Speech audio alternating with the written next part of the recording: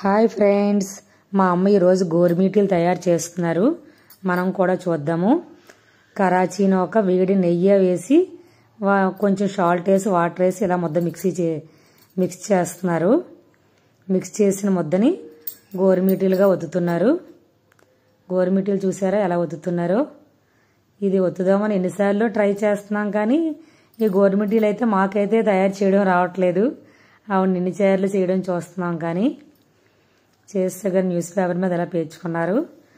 వాటిని మా చెల్లి ఎలాగ నూనెలో ఫ్రై చేసేస్తున్నారు. చూడండి ఎలా ఉడుకుతున్నాయో.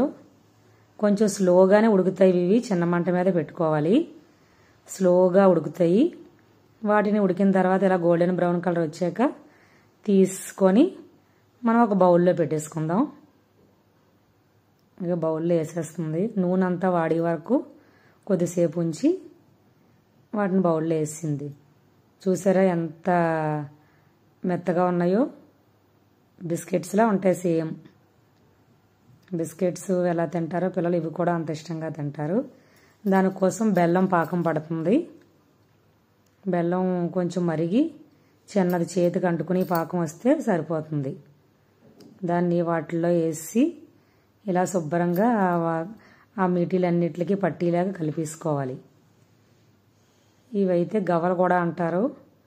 ఈ గవ్వలన్నిటికీ పాకం మొత్తం కలిసేలాగా మొత్తం ఇలాగా కలుపుతూ ఉంటే పాకం మొత్తం పట్టేస్తుంది.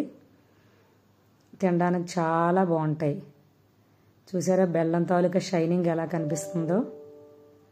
చాలా చాలా టేస్టీగా ఉంటాయి. మీరు కూడా ట్రై చేయండి ఫ్రెండ్స్.